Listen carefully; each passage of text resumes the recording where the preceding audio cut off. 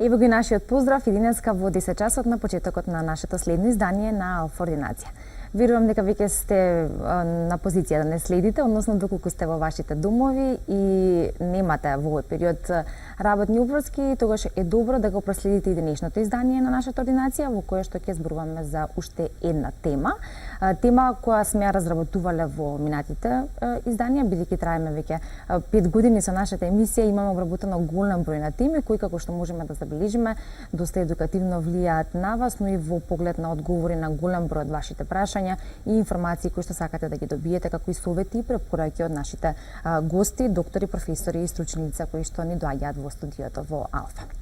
Сега денеска ќе зборуваме на една тема со која што ќе одбележиме и европската кампања која што се одржува во месец мај, кампања за борба против ракот на кожа, еуромеланома 2019, и по тој повод денеска во Алфа Ординација ќе зборуваме токму на таа тема.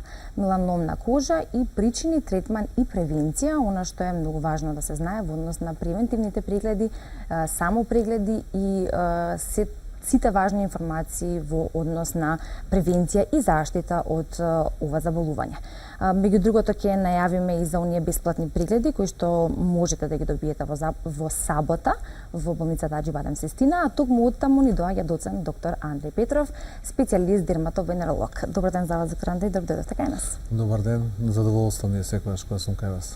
Да, задоволството е обострано со оглед на тоа што работиме тема која што е исклучително важна, иако ќе повторно сме ја зборувале, но со оглед на бројката и статистичките податоци сепак е добро да се зборува се повеќе и повеќе, да се подигнува свеста во тој поглед, а особено кога се во прашање превентивните прегледи и навремената заштита, да речеме, или диагноза и соодветен третман. Ќе позборуваме за сето тоа во текот на следниот еден час. Се разбира, телефонските линии денеска се отворени доколку нашите гледачи имаат прашања, но ние би потсетиле на почетокот што всушност представува ваквото заболување или што е меланом на кожа. Да, меланомот е најопасниот тумор на кожата. Тој е тумор кој потекнува од пигментните клетки, од меланоцитите. Се работи за заболување која е најчеста причина за смрт од кожните болести. Нема почеста причина за смрт од кожните болести од меланомот. За разлика од карциномите на кожата кои се почести, епителните тумори, карциноми ние ги нарекуваме, меланомот потекнува од пигментните клетки, не е толку чест, иако и неговата инциденца честота се зголемува во последно време, меѓутоа е многу опасен. Тој многу брзо метастазира, многу брзо продира по внатрешните органи, многу брзо се шири низ крвта, низ крвните садови, лимфните садови, и пациентите имаат често многу брзо потреба од онколошки третман. Се работи за болест која е поврзана и со околината, со сончевото зрачење, поврзана е со генетиката, има одредено генетско оптоварување. Се работи за болест која денес со превенција во многу земји каде што представува голем проблем, како што е во Австралија, е намалена незината честота. Се работи за болест во која се вложува многу во медицината и во делот на истражување, во делот на нови терапии кои се користат, така да е една актуелна болест, опасна болест, подмолна болест од која треба да научиме како да се заштитиме. Да, тоа е оно што е број 1 или најважно, бидејќи сепак постои, никој не е исклучен од тие ризик фактори кои што влијаат. Не можеме во целост да ги исклучиме, меѓутоа можеме дел од нив да ги редуцираме. Да. Не можеме генетскиот материјал свој да го смениме, меѓутоа можеме да не се изложуваме многу на сонце, можеме да избегнеме одредени други фактори на околината кои може да делуваат штетно и така натаму. Да. Тука би ги споминале, бидејќи ризик фактори можат да бидат нели и надворешните влијанија или едноставно нашиот начин на живот или недоволната грижа во однос на заштита од сонце или штетните сончеви израци, но што друго би споминале како причина за појава на ваквиот вид на рак на кожа или меланом во однос на исто така предиспонираните категории во однос на ризична група или ризична возраст? Секогаш кога зборуваме за малигните болести, нивната етиологија е мултифакторијална, има повеќе фактори. Кај малигните болести не до крај е разјаснета причината зашто тие се појавуваат. Меѓутоа, кога зборуваме конкретно кај меланомот, на прво место од ризик факторите е ултравиолетовото зрачење. И тоа за разлика од кожните карциноми кај кои е битна онаа кумулативна доза на зрачење, кај малигниот тумор од пигментни клетки или меланом, порано го нарекувавме малигни меланом, денес се знае дека што ме меланом мора да е малигни. Главен фактор е ултравиолетовото зрачење, тоа е експозиција акутна на изгореници од сонце во текот на детството, да речеме, или младоста, низ кои практично најголем дел од популацијата и поминала. Не знам некој човек кој како дете не изгорел на сонце или не му се случила некоја епизода на изгореници од сонце. И тоа се смета дека е еден од главните ризик фактори, заради тоа треба да научиме да се заштитиме, да не се доведуваме до таква ситуација да изгориме од сонце.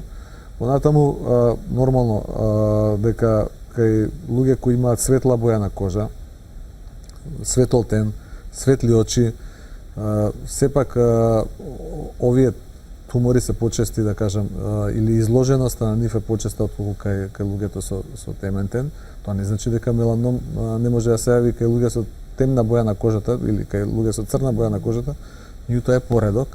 Исто така, како ризик фактори се сметаат ако некој во семејството има не знам, родител или некој друг со меланом, дека треба почесто се прегледува, бидејќи можноста да се развие овој тумори кај таков близок родина е почеста отколку кај остатокот од популацијата. Луѓе кои се изложени на други видови на зрачење, на ионизирачко зрачење, на одредени токсични хемиски материи, загадувањето денеска исто така се смета како еден од можните фактори, меѓутоа главниот фактор е ултравиолетовото зрачење и генетската предиспозиција да се развие еден ваков тумор. Исто така кај пациенти кои веќе имале меланом, еден тумор кој е откриен од овакво потекло, шансата да имаат и втор е многу почеста отколку кај некој од популацијата кој немал, и тоа е еден ризик фактор, значи пациент кој веќе имал таков тумор да развие уште еден на кожата, заради тоа што кожата, за разлика од другите органи, е најголем човечки орган. Таа е достапна на окото, може да се види, меѓутоа незината површина е толку голема што некогаш може да се јават и еден и два и повеќе такви тумори. Одредени генетски заболувања кои даваат предиспозиција за развој на вакви тумори на кожата. Значи има такви неколку болести, има една генетска болест ксеродерма пигментозум се вика, кај која можат многу такви тумори по кожата да се јават. Значи сето тоа се ризик фактори кои може да ги земеме како нешто што може да предиспонира да се доведе до една ваква болест. Да. Безброј кожни заболувања постојат и состојби на кожа и со оглед на тоа имаме и различни прашања од страна на гледачите, но затоа имаме оваа денешна тема, но вклучувајќи ги и останатите, се разбира, во однос на прашањата на гледачите.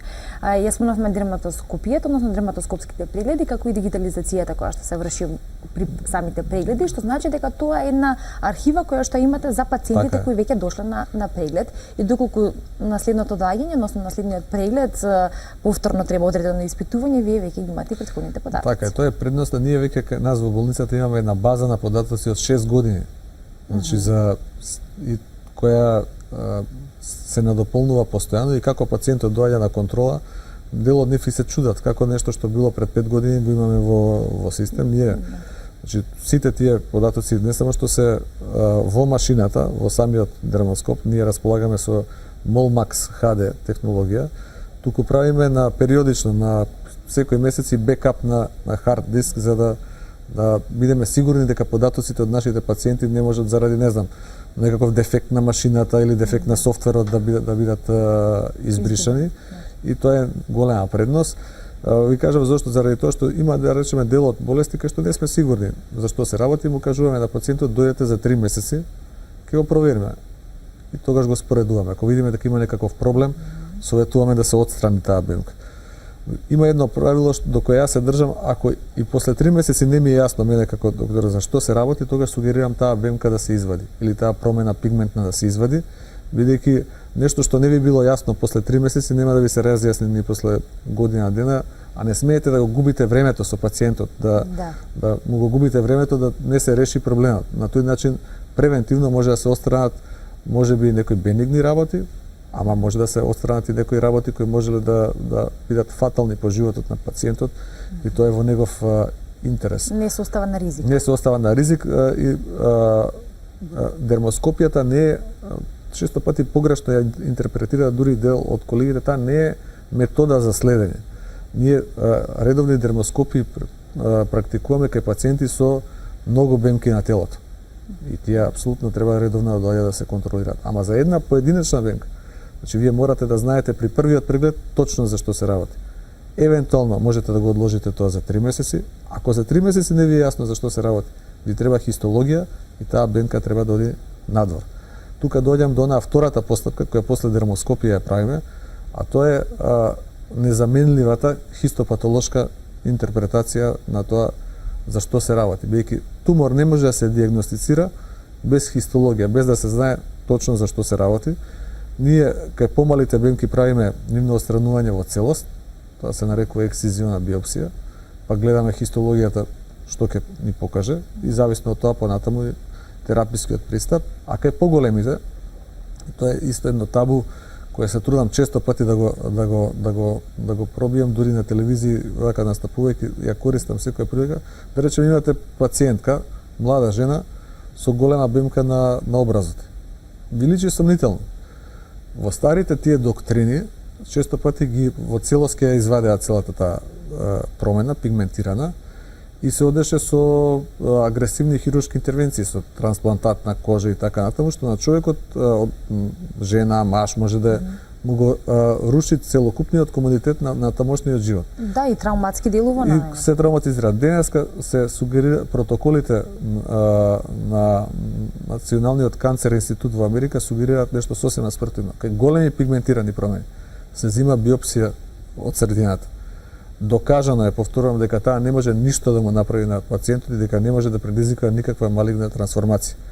А за пациентот е од корист, заради тоа што вие со мало парче, јас често пати користам и 2 милиметарски панч уреди, која само од себе за раснува немате потреба ни да го шиете, можете од едно од две места да имате диагнози, да знаете за што се работи, и ако е нешто многу сомнително или ако е нешто што покажува дека е тумор, дека е меланом, тогаш ќе се извади по протоколите за меланом, ама ако е една банална промена која не е тумор, тогаш нема потреба да на пациентот му го извадите пола образ заради страв дека може би е меланом, а тоа нешто ќе му се рефлектира во текот на целиот живот. Тенденцијата денес воопшто во светот е со минимално инвазивни средства да се решаваат проблемите на луѓето.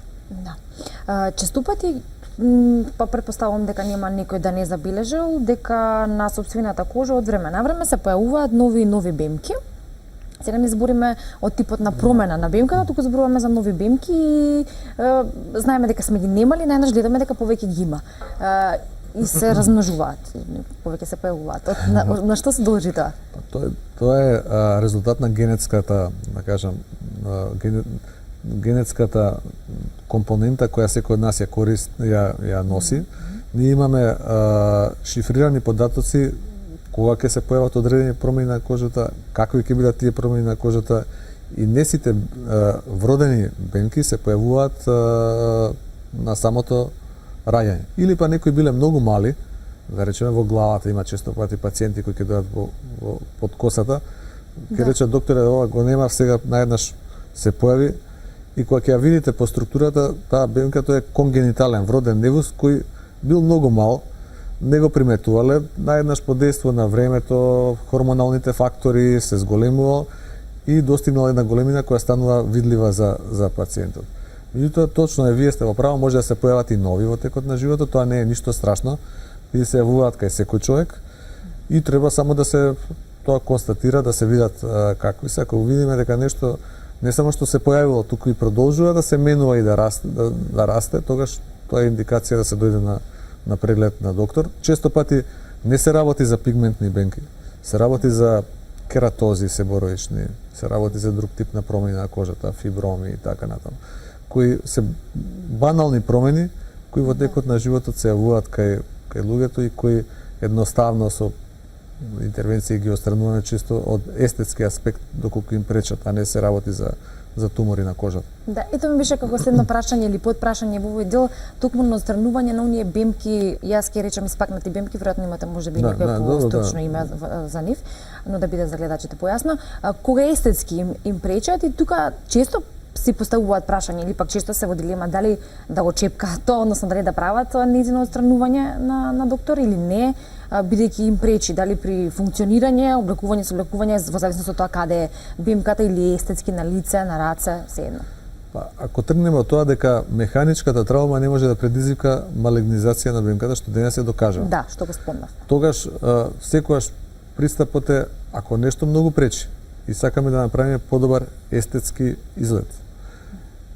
Дали е подобро естетски да таа исечеме и ја сошиеме, па тој конец и тој рап на раната ќе биде уште повидлив од колку што е промената, таа испакнатина или бемка како што вие ја опишавте, или е подобро да со лазерска интервенција се збрише таа од површината, да тоа не се шие и да пациентот едноставно има многу подобар естетски изглед. Секогаш кога можеме го правиме ова второто, денес трендот на хируршка операција на бемки во светот се напушта, заради тоа што се оперира само она што се сомневаме дека е тумор, се сомневаме дека може да се трансформира со текот на времето, а никако не се оперираат работи кои со 100% сигурност знаеме дека се бенигни, заради тоа што на тој начин му правиме на пациентот непотребно наградување на неговиот изглед. Ни останува да позборуваме за самиот третман во смисла на конзервативен третман, па и оние хируршки интервенции за кои што нешто испоменавме, но ќе подобјасниме во продолжение и се разбира ќе се задржиме и повеќе на превенцијата, која што е еден добар дел од нашата денешна тема, но ќе направиме тука пауза за реклами, а потоа продолжуваме со разговорот.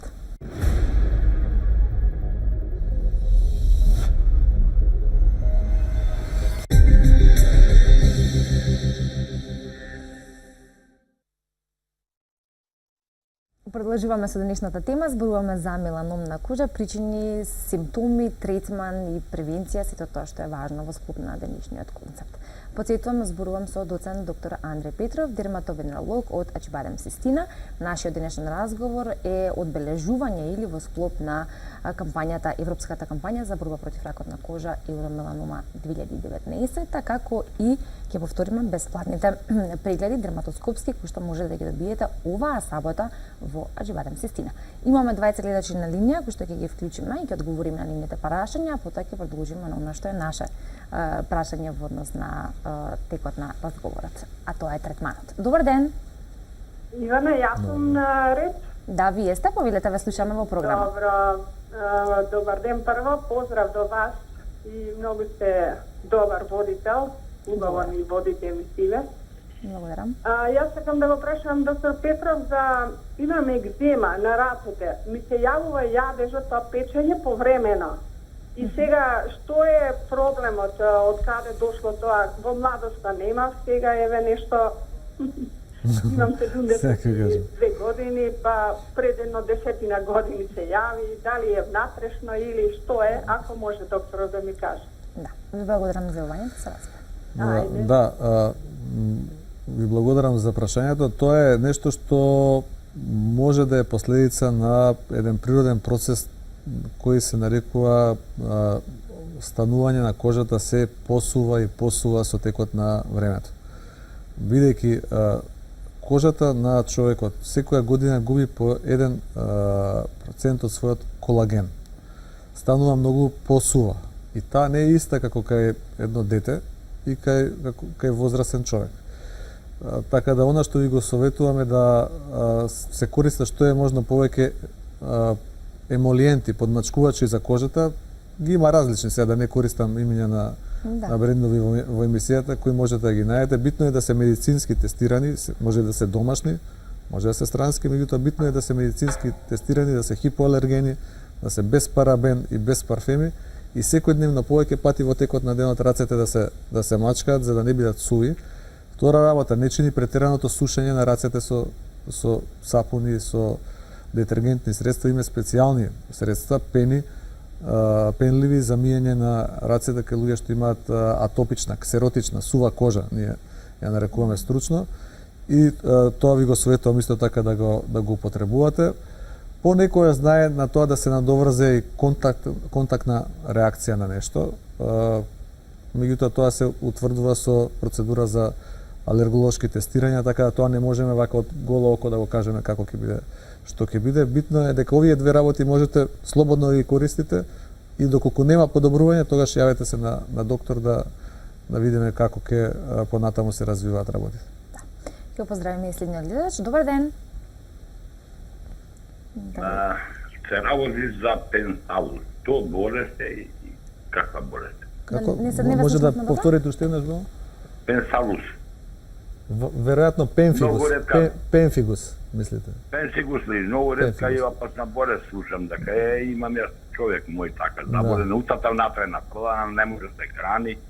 Сега цел организам му е стипан, прима лекарства од Београд, нешто од Софија, кои му поефикасни, го премачкуваат, не знам што таму. И не може да се згаси некој жарище. Цела снага му е на колана. Да. По описот сега веќе е јасно. Се работи за пенфигус, ова што го кажувате, бидејќи тој почнува во 75% некаде во устната шуплина. Тоа е автоимуна болест кај која доаѓа до одлепување на кожата. Практично кожата заради дејство на тие антитела, автоантитела, кои ја нарушуваат нејзината бариера, се лупи. Се јавуваат меури по кожата и таа целата се лупи. Устата цела е со рани, луѓето отежнато може да јадат и така натаму. Тоа е точно, во право сте, многу опасна болест, болест која е тешка за третман, меѓутоа болест која се третира. Ние имаме случаи со многу годишно, да не кажам и децениско преживување со оваа болест, ако таа се води како што треба. Вообичаено се дава имуносупресивна терапија со високи дози на стероиди, со други имуносупресиви адјувантно кои се даваат и дел од тие лекови се пијат во текот на целиот живот. Понатаму за да се спречи незиното повторно појавување. Тешка болест е, меѓутоа не е болест која не може да се лекува, болест која доколку внимателно се лекува, нормално и индивидуална е реакцијата на пациентот, може добро и успешно да се лекува. Имаме следен гледач. Добар ден. Добар ден. Добар ден, повелете. Сакам да го прашам докторот. Лани на одмор последниот ден, мислам со сета заштита и тие работи, имам околу 60 години, близу 60 години. На грбо ми се појавија на десната страна кај плешката негде, а после се прошири како побели флеки на кожата. На кожен лекар ми дадоја антифунгол крем и тоа го мачкав може негде 7-8 месеци. Негде 2,5 кремо и 2,5 крема потрошив. А после тоа, сега негде 2-3 месеци, афлодерм. Ама пак од време на време се јавува јадеш. Да. Јасно ми отприлика и како размислувале колегите и отприлика за што се работи. Сега не може со некаква резерва бидејќи не сум ја видел, меѓутоа се пробале да лекуваат колегите габична инфекција на кожата, питириазис верзиколор се вика, која ја менува бојата на кожата на грбот, но очигледно дека не се работило за тоа, потоа ја промениле со стероидна терапија. Со оглед на возраста, со оглед дека ви се јавува прв пат, јас не мислам дека се работи за габична инфекција, туку веројатно се работи за тие бели флеки кои се јавуваат како лишајчиња од сувоста на кожата понекогаш. И тука треба што повеќе да се користат кремови за нега на кожата, краткотрајно афлодермот може и некој малку посилен стероид, бидејќи афлодермот е сепак нешто што вообичаено кај деца го препишуваме и на лице, не кај возрастни луѓе кај што дебелината на слојот на кожата е поголема. Пробајте со неутрални кремови, со емолиенти, со краткотрајно со афлодермот, не ја сушете премногу кожата со шампони, мислам дека ќе помине, доколку не помине, дојдете ќе видиме за што се работи. Ќе услушнеме следното прашање. Добар ден. Добар ден. Добар ден, повелете. Поздрав до докторот. Повелете. Ве молам, имам еден проблем. На грбот имам брадавица во форма на карфиол, значи. Ја имам откако знам за себе, имам 62 години. немаше никакви промени. Сега на вешот забележувам некоја бледо жолтеникава течност. Така флеки. И едноставно имам јадеж, чешање. Не ја допирам никогаш. Дали сум ја изиритирала со веш, не знам.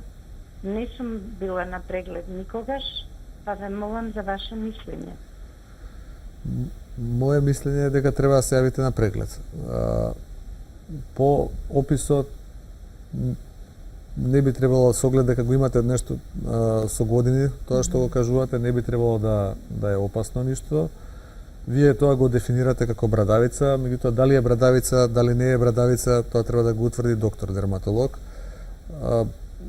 Самото тоа што течело или има некоја слузава течност или некоја жолтеникава, тоа не е некое нешто страшно. Нормално дека ако се иритира од облеката или од било што, тоа може да се јави. Меѓутоа, за да не сега зборуваме на слепо и на невидено, моја сугестија е да појдете на доктор и да види за што се работи. Не се плашете, не очекувам дека е нешто сериозно. И уште едно прашање, кој што ќе биде последно прашање во денешната емисија, како би имале време да завршиме со останатото. Добар ден. Добар ден. Добар ден, поведете. Јас сум 24 години. Имам проблем, мислам дека сум алергична на сонце. Тоа ми излезе уште во средна школа кога бев на солариум и после тоа цело тело кога ќе излезев на сонце ми изфрлаше како црвена нерамна површина. Сега појдов на доктор, ми рекоа не ти е ништо, ме боцнаа со синопен цело време, ми даваа крема синопен, се мачкав, но тоа сето беше една недела и после пак ќе излезе. Кога ќе се појавев на сонце, си најдов заштита во некои креми, но дали треба тука да се загрижувам или... Не, ако дозволите, ако завршите, не треба да се загрижувате воопшто. Не мислам дека е нешто сериозно. Не треба да мачкате синопен, особено ако сте алергични на сонце, бидејќи синопенот е фотосензибилизатор, зборам за кремот. Тоа е нешто што не се советува. Тој можете да го употребувате само кај убоди од инсект или нешто, некоја мала промена на кожата која е покриена, бидејќи антихистаминик кој делува локално. И то на голема површина да го мачкате, особено на лице, на отворени делови и особено со податоци, со анамнеза, дека сте алергични на сонце, тоа е нешто што не ви го советувам, треба да го тоа isfрлите. А за останатото треба да се види за што се работи. Не сум од оние што велат не ти е ништо. Треба да се види. Може да се работи за некои од тие фотодерматози, фотоалергии, кои се различни. Ги има повеќе видови, но тоа е нешто што не можеме да го дефинираме вака преку со слушање. Треба да се види. Вообичаено на таквите пациенти им сугерираме користење на заштитни кремови за сонце, ако видиме дека сонцето лошо им делува, им влие. Меѓутоа, пак кажам условно со ограда, затоа што со една, како да кажам, оградување заради тоа што не може да се каже без да се види точно за што се работи. Да, како велите вие докторите, добрата и прецизна дијагноза е половина од успешен третман, така што исклучително е важно точната и прецизна дијагноза за да се понатака утврди самиот третман. Тоа важи во контекст на и оние прашања кои што ги има нашите гледачи. Ние секогаш кажуваме дека совет може да се добие преку, нели се разбира, ваквите одговори, но се понатаму е Да, понекогаш кај што описот да речеме и дијагнозата, некои од гледачите што ја кажувате прецизна, можете и повеќе да кажете, ама сега тоа е прилично општо, се јавуваат некои промени при изложување на сонце. Се зема синопен кој е антихистаминик кој најчесто се препишува во ампуларна форма како инекција. Се мачка и антихистаминик синопен. Колегите што го гледали имаат некој став дека не е ништо, меѓутоа не може да не е ништо ако гледачот има промени кои се појавуваат по време, и треба да се види за што се работи. Не сум присталица на она, ајде да пробаме па да видиме дали тоа ќе делува. Подобро е прво тоа што го вие кажавте, да видиме што е, па потоа да го лечиме тоа што знаеме што е, отколку да наслепо пробуваме да лечиме нешто што не знаеме што е. Така. Сега ние имаме уште некои десетина минути до крајот, а во нив ќе споменеме она што кажавме, тоа е третманот или како вид на третман постои. Зборуваме генерално доколку се забележи одредена промена. Кажавме дека за меланомот конкретно или за канцерогените промени на кожата се препорачува исклучително хируршка интервенција, но нели ќе објасниме во продолжение и за тоа за какви видови на третман постојат, но и кога станува збор за интервенција, тогаш што е она што би требало да го знаат самите пациенти пред и по самата интервенција и за време на интервенцијата како тоа изгледа. Вие точно кажавте дека терапија на избор кај меланом е хируршката интервенција. И таа е недвосмислено број еден нешто што треба да се направи од нешто што нема бегање. Во која и да е фаза тумор? Дали тој инситу, значи не почнал ни да се шири, туку е само на површината. Дали е во некоја од поодминатите фази? Дали е тумор со метастази? Хируршката интервенција на примарниот тумор е нешто што секогаш се прави. Има исклучителни случаи кои тоа не се прави, ама тоа е веќе каде што се работи, да речеме, за многу возрастен пациент во терминален стадиум и така натаму, каде што тоа ништо не значи, тогаш можеме да размислуваме. И тоа генерално хирургијата е метода на избор. Секојаш се оди со заштитен рап околу туморот. Интервенцијата може да се одвива дури и во локална анестезија, може да се одвива и во општа анестезија. Минималниот рап околу туморот е некаде 5 мм, кај оној инситу стадиум, меѓутоа вообичаено е 1 см, 1,5 или 2 см околу туморот. Се оди со еден заштитен рап за да се фатат и оние, ние ги нарекуваме интранзит метастази, значи веќе туморот доколку почнал да се шири, да се фати и тој дел околу туморот, на тој начин да се заштити пациентот подобро. Се прават и одредени мапирања на лимфните садови за да се види дали некаде почнал да се шири или во некој лимфен сад. Понекогаш се вади првиот дренажен лимфен јазол на кој се дренира туморот, тоа е операција која се спроведува. А ако се работи за метастатска болест, значи тогаш има онколошки протоколи кои се користат. Денес има и современи лекови кои се даваат, кои ги развила медицината, како што е зелборафот кој е достапен тука, мурафени, други лекови кои постојат, но тоа е работа која претходно бара онколошко конзилиарно мислење, заклучок дека тоа се работи така, одредени дополнителни испитување на одредени генски мутации и тогаш може да се оди во терапија со ово или и со други лекови кои во по-развиените земји стојат на располагање, меѓутоа овој конкретно е достапен и кај нас и тоа е нешто што пациентите треба да го знаат дека како можност постои. Времето каде што мислевме дека меланомот е трагедија и дека ако се јави дека нема никакви шанси за понатамошен живот е веќе одамна надминато. Тоа не значи дека треба опасноста да ја занемариме, но тоа значи дека овој тумор може да се третира. Успехот зависи од стадиумот на болеста и од индивидуалната реакција на пациентот. Бидејќи споменавме во текот на разговорот дека кај меланомот исто така е важно тоа што доколку еден пациент веќе кај него има дијагностицирано меланом и е отстранет и сето тоа е успешно завршено, сепак ризикот за појава на следен си постои како таков, а тоа значи дека и по завршувањето успешно на самата интервенција и излекувањето на пациентот, она што е важно се редовните прегледи. Прво ќе кажеме за редовните прегледи на оние пациенти кои што веќе за жал го преживеале тоа, а потоа ќе зборуваме и ќе заокружиме со превенцијата. Да, ние во првите 5 години тие пациенти редовно се следат. На почетокот се следат на 3 месеци, па на 6 месеци, потоа тоа се малку продолжува како интервал, меѓутоа тие пациенти се следат и тоа е нешто што треба да се направи. Кога ќе поминат 5 години веќе се смета дека пациентот е излекуван, бидејќи 5 годишното преживување во медицината се смета за 100% преживување. Бидејќи шансите да се јави нешто ново се поголеми отколку да се реактивира тоа што било порано. Меѓутоа кај пациентите кои имаат меланом, токму заради оној ефект што ви кажав дека често пати се јавува и секундарен тумор значи кој на кожата или било каде на некое друго место на телото, тоа треба да се прави редовно. Значи тие редовно треба да се следат, редовно треба да се одредуваат во одредени туморски маркери во крвта, пример. Треба редовно да се контролира раната каде што бил опериран примерниот тумор. Треба редовно да се прави total body scan, значи дермоскопија, ако е човек со повеќе бемки, да сите тие се гледаат, да евентуално се фати некоја уште многу рано за да не дојдеме во истата ситуација како претходно. Тоа е нешто што го советуваме, значи редовното следење е многу важно кај пациентите кои веќе имале еднаш опериран меланом и тоа е нешто што треба да го прават секогаш тоа почнува со клинички преглед, може да се прави дермоскопија на одредени бемки. Ако нешто не е јасно, тука народски кажано дуваме и на кисело млеко, ако видиме некоја бемка која или некоја типичен невус, подобро да се извади отколку да го мислиме.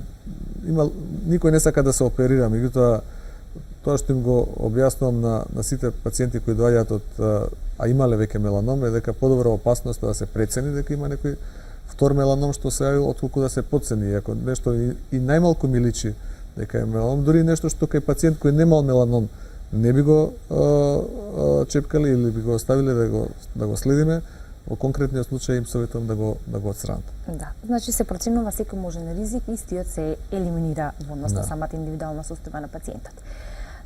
Во однос на превенцијата и превентивните мерки, како што и споменавме на почетокот, ги кажуваме тука ете редовните контроли, но и само прегледот кој што треба да го прават пациентите. Меѓу другото, ни доаѓа лето, но заштитата од сонце не е само преку лето, тоа сме го кажале многу пати, тоа е во текот на целата година, но еве да речеме во лето или поизразено и повеќе сме на сонце и повеќе го чувствуваме сонцето се разбира, повисоки температури, ни доаѓа летото, иако не изгледа така, но ни доаѓа, го очекуваме, а треба да бидеме подготвени.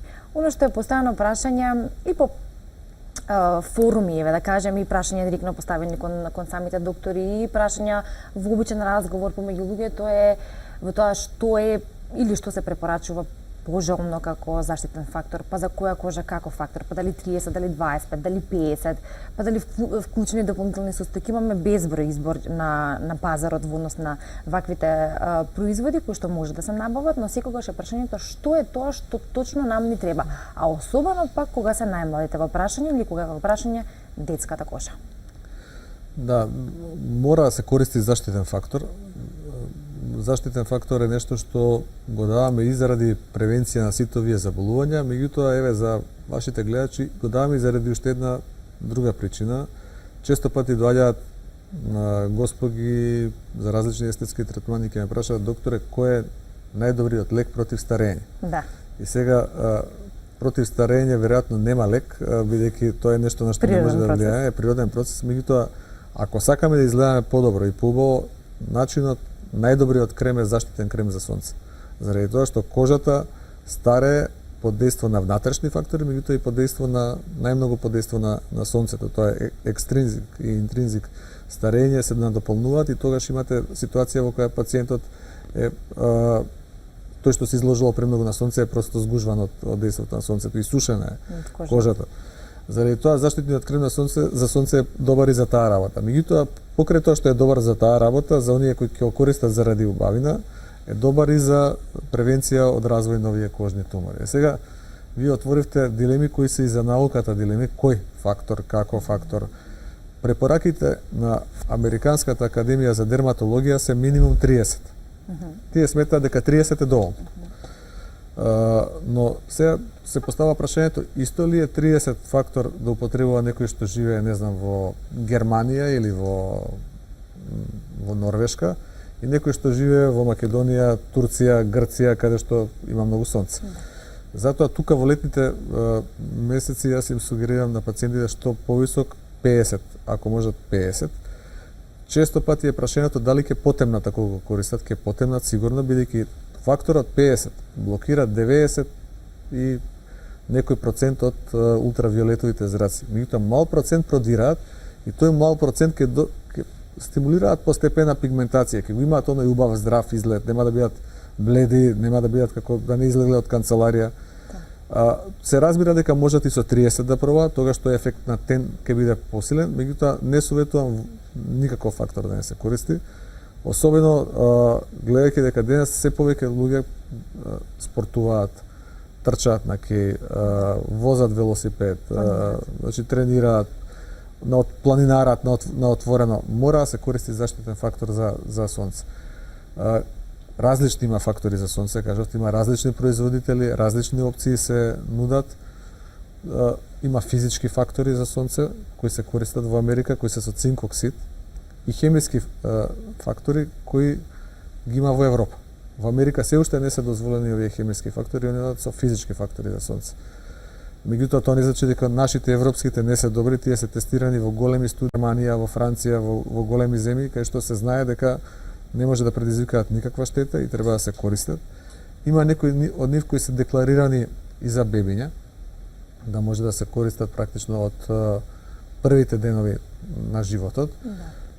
Иако тука моја препорака е секогаш, ако веќе мора да бираме поради овие хемиски компоненти, да се користат овие фактори со физички блокатор кај малите бебиња, со цинк оксид натре, кој е едно хемиско соединение кое го даваме и за некои други кожни состојби и кое многу ефикасно ги блокира сончевите зраци. Кај бебињата треба да се биде многу повнимателен, бидејќи се поосетлива популација. Не препорачуваме силно изложување на сонце. Не мора бебето уште во првите месеци од животот да биде изложено на сонце.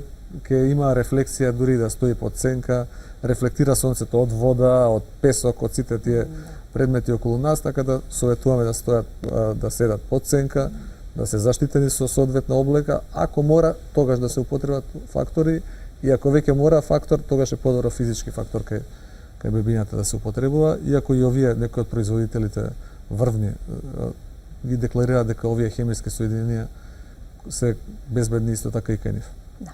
Иако претпоставувам кој ќе биде вашиот одговор, сепак да не останеме длужни на нашите гледачи, особено на оние девојки и жени кои што пред летото сакаат да се подготват со добар тен и неретко го употребуваат солариумот или одат на солариум.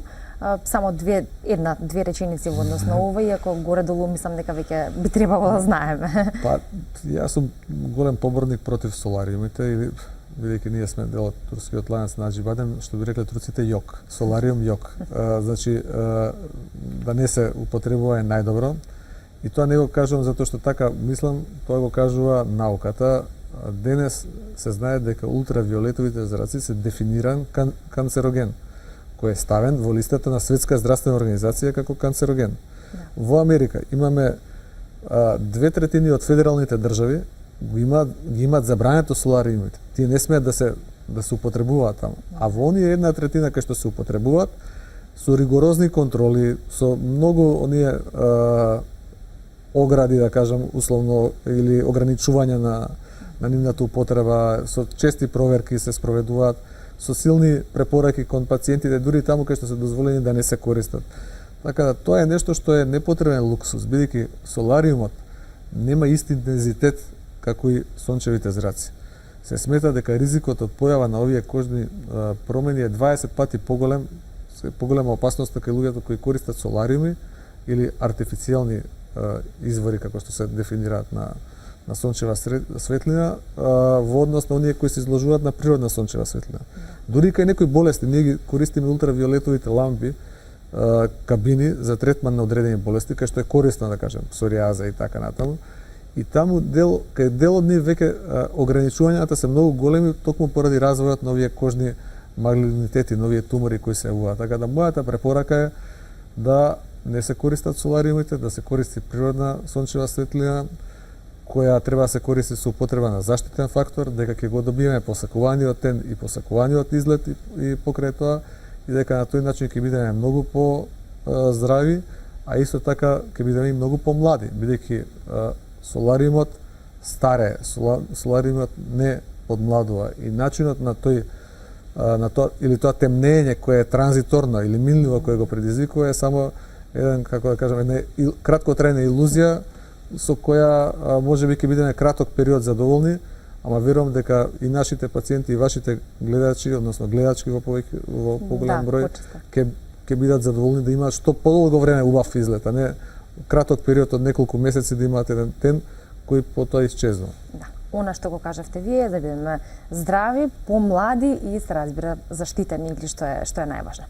Завршуваме тука со денешната емисија, бесплатните прегледи ги споминавме во сабота, во Аџибадем се стигна од колку до колку? Во сабота од 8 до 16 часот, ние во принцип фаќаме, бидејќи работиме со полн персонал, еден голем број на пациенти, едно 100 луѓе ќе можат да ги користат тие бесплатни дермоскопски прегледи со најсовремената технологија со која ние располагаме, и тоа е нешто што повеќе служи како кампања за подигање на јавната свест, за луѓето да сватат дека тоа е важно прегледувањето и дермоскопијата. Меѓутоа, одреден број на наши пациенти ја имаат и таа среќа да она што вообичаено се плаќа во тој период биде бесплатно, бидејќи е наш придонес приклучување кон кампањата на Сдруженијето на дерматовенеролози на Македонија, со кој Аџи Бадем Систина има одлична соработка. Доктор Андре, ви благодарам за вашето денешно гостување и за еден исцрпен разговор кој што имавме денеска, меѓу другото и доста прашања од нашите гледачи. Ќе се видиме во следна прилика, се разбира, со друга фала тема. ви на вас на поканата, ми е задоволство. Да, и мене ми беше задоволство и навистина ми е мило што имавме успешна емисија. Искористете ја приликата и во сабота направете превентивни прегледи во поглед на она што треба да биде превентивна заштита или превентивна мерка за одржување на добро здравје, особено кога станува збор за меланомот на кожа, што всушност беше наша денешна тема. Останете со програмата на Алфа и имајте убав ден, се гледаме повторно утре со ново издание. Довидување.